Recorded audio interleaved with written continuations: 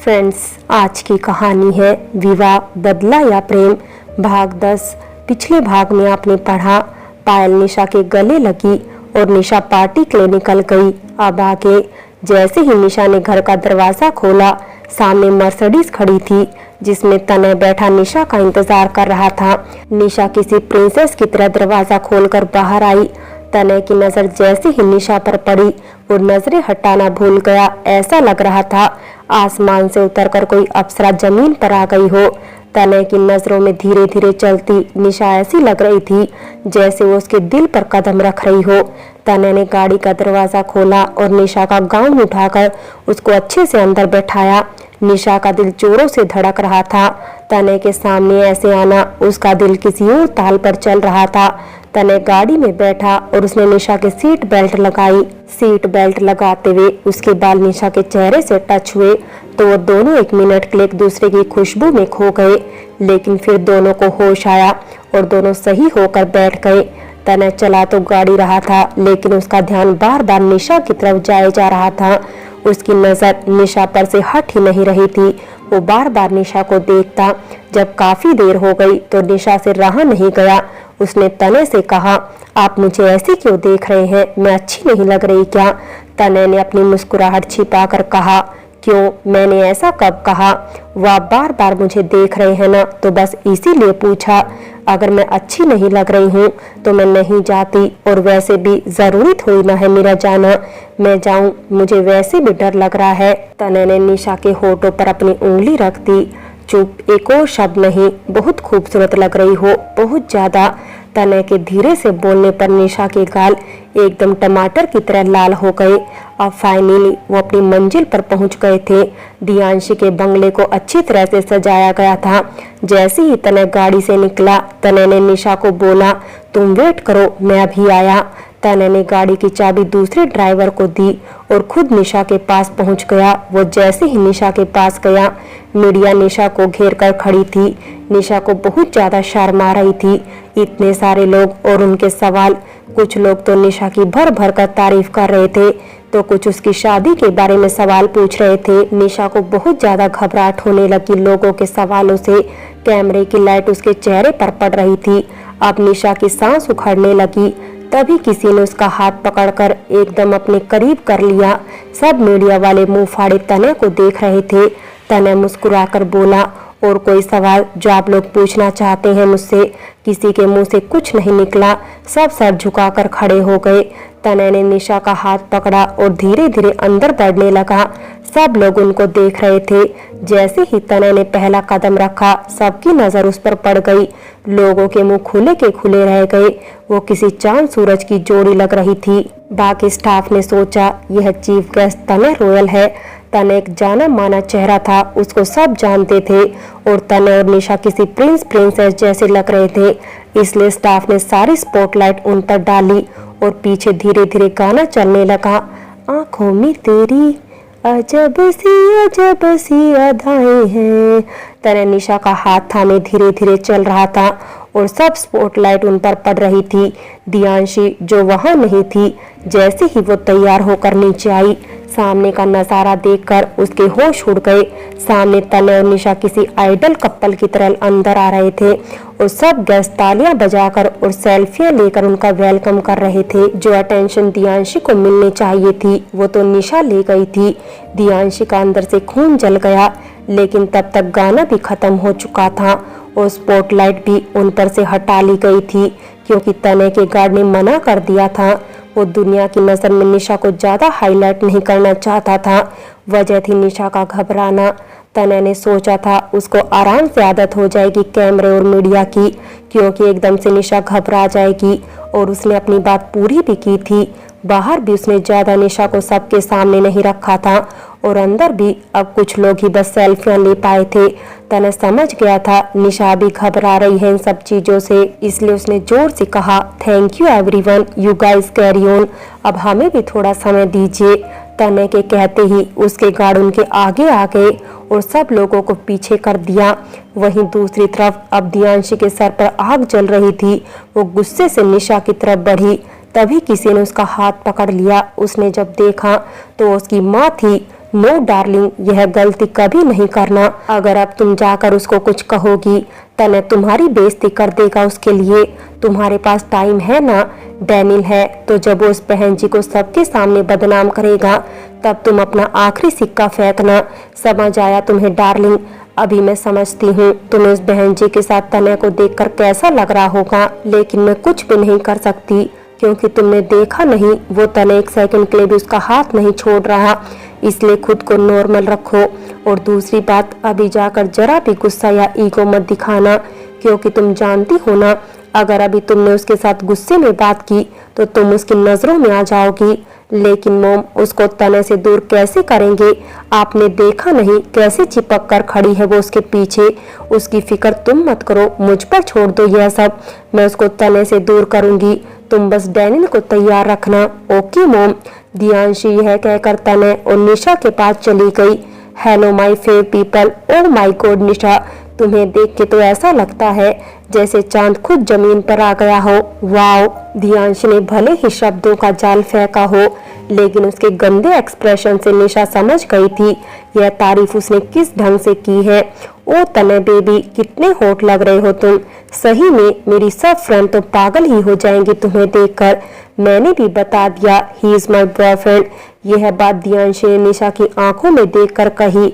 तभी तने ने दियांशी का हाथ झटका और उसको घूरकर कहा, हाँ दियांशी, एकदम सही कहा तुमने। बॉयफ्रेंड मैं तुम्हारा दोस्त ही तो हूँ। और चलो मैं खुद इंट्रोड्यूस करा दूँ तुम्हारी फ्रेंड से खुद को, निशा को। दियांशी जलकर रह गई, लेकिन उसकी माँ ने कहा था गुस्सा नहीं आने देना।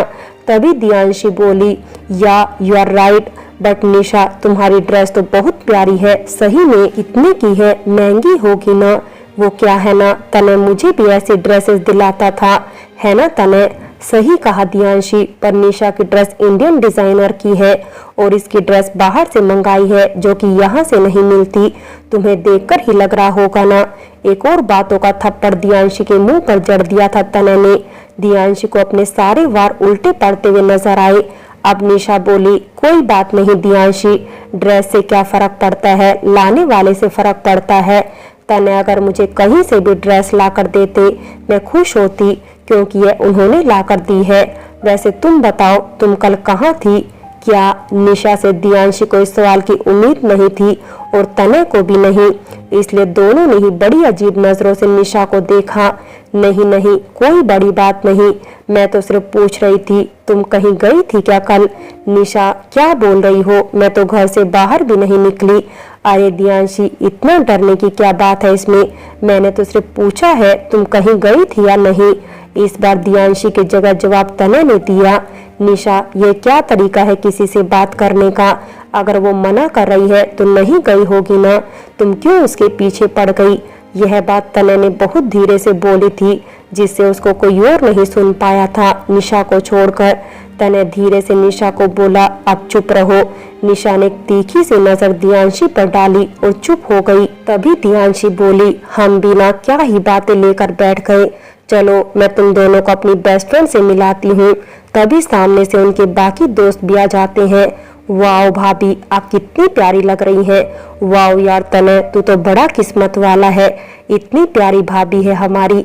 ऐसी ही तारीफों का सिलसिला चला और उन सब में हंसी मजाक होने लगे। सब आपस में बहुत खुश थे और दियांशी दूर खड़ी है सब देखकर जल रही थी। दियांशी ने अपना फोन निकाला और गुस्से में डैनियल का नंबर डायल किया। हो कहाँ तुम पागल आदमी, इतनी देर हो गई तुम्हें सुनाई नहीं देता? कब से पूछ रही हूँ तुम्हारे बारे में, ना तुम्हारे गार्ड कुछ बता रहे हैं और ना तुम्हारा कोई पता चल रहा है। हो कहाँ तुम? एनीवे, जहाँ भी हो मुझे 5 मिनट में यहाँ मिलो। दियांशी ने दबी मगर गुस्से से भरी आवाज में कहा। तभी उसकी बात सुनकर डैनियल बोला, अपनी औकात में रहो लड़की, हो कौन तुम मुझे यह सब कहने वाली? डैनियल अपनी मर्जी से जाता है और अपनी मर्जी से आता है। वो किसी के बाप से नहीं डरता। अगर काम कराना है तो इंतजार सा हो, वरना बैठी रहो। ओके डैनियल जान, मैं तो तुम्हारे फायदे के लिए बोल रही थी। मुझे लगा कि तुम, क्या मतलब मेरा फायदा? तुम अपना व्हाट्सएप चेक करो। दियांशी निशा की फोटोज को भेजती है जिसमें उसकी पतली गोरी कमर साफ दिख रही थी और वो फोटो देखकर डैनियल और पागल हो जाता है। दियांशी वापस से कॉल करती है, तो तुम आ रहे हो ना डैनियल जान? मैं बस 5 मिनट में पहुंच रहा हूँ। दियांशी एक जहरी हंसी हंसती है और उनकी तरफ बढ़ जाती है। रॉयल मैंशन में नीता इधर से उधर चकराई घूम रही थी। उसको कोई प्लान नहीं मिल रहा था निशा को बेइज्जत करने का, और अभी करुणा जी ने नई खबर भी आकर दे दी थी उसको। उनकी अमेरिका वाली बहन और उनकी बेटी आ रही है। तब से तो और ज्यादा दिमाग खराब हो गया था उनका। तभी वो किसी को कॉल करती है। दूसरी तरफ से आवाज आती है, what's wrong with you mom? चैन से सोने भी नहीं देती।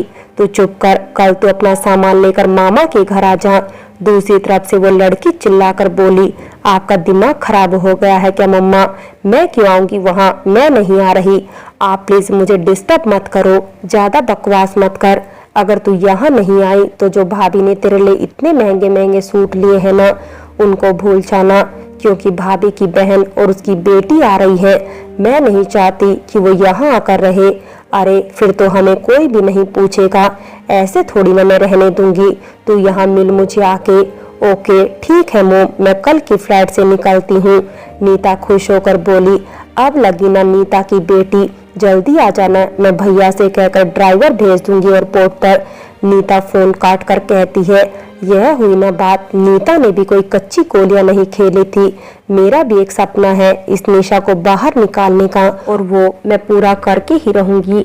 नीता गुस्से में सामने निशा की दुल्हन बनी तस्वीर को घूर कर बोली, जो कि हॉल में निशा और तने की शादी की सबसे खूबसूरत तस्वीर लगी हुई थी। लेकिन बिना निशा को जाने, बिना उससे बात करे और उसके स्टेटस को देखकर नीता ने उसे दुश्मनी बना ली थी। और यह चीज नीता की तरह हजारों लाखों औरतों में होती है, जिनमें पैसे का घमंड आ जाता है और वो अपने सामने किसी को कुछ नहीं समझती। यही बात नीता के अंदर थी। उसका मन था तने की वाइफ कोई अमीर रईस खानदान की हो या फिर उसकी ननंद की बेटी हो।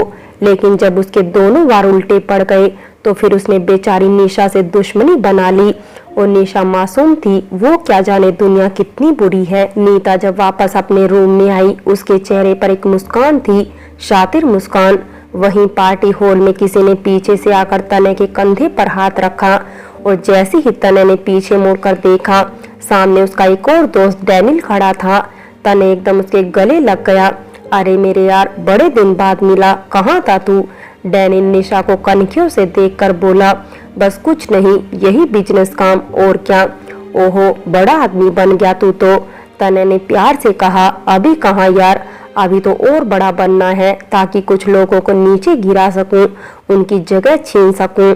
डैनियल ने बड़े अजीब ढंग से यह बात बोली, जिसको सभी ने महसूस किया। अरे क्या तू भी मजाक कर रहा है डैनियल? तेरी आदत नहीं गई ना? तने हंस के बोला, अब क्या करूं, आदत से मजबूर हूं, कुछ आदतें जाती ही नहीं। निशा को आदमी कुछ सही नहीं लगा, क्योंकि उसकी हर बात पर एक डबल मीनिंग वाली बात छिपी हुई थी। लेकिन अपना वहम समझकर निशा कुछ नहीं बोली। मैंने सुना है तेरी शादी हो गई, भाभी से नहीं मिलवाएगा यार तू? हाँ हाँ, क्यों नहीं। तने निशा को इशारा करता है, hey Nisha, meet him, he is Daniel. यह मेरे सीनियर थे कॉलेज में, लेकिन अब आप मेरे सीनियर बन गए बिजनेस में। डैनियल ने फिर एक टोंट मारा। डैनियल ने निशा के आगे हाथ किया, लेकिन निशा ने उसका हाथ में पकड़कर दूर से ही हेलो बोल दिया। तभी डैनियल बोला, ओ कम ऑन भाभी जी। निशा ने डैनियल का हाथ नहीं थामा था, वो ऐसी ही खड़ी रही। तभी डैनियल फिर से बोला, तने लगता है भाभी जी कुछ ज्यादा ही शर्माती है ना? डैनियल की बात तने को पसंद नहीं आई, लेकिन वो उसे काफी दिन बाद मिल रहा था, इसलिए कोई बहस में नहीं पड़ना चाहता था। निशा भी बार बार डैनियल की नजर अपने ऊपर महसूस कर रही थी, लेकिन वो भी कुछ नहीं बोल रही थी। उसको लग रहा था शायद वो ज्यादा सोच रही है। डैनियल के काफी कहने के बाद निशा ने अपना हाथ आगे बढ़ाया, जिसको डैनियल ने 1 सेकंड में थाम लिया था। निशा को ऐसे लगा जैसे किसी भूखे भेड़िए के चुंगल में उसका हाथ फंस गया हो।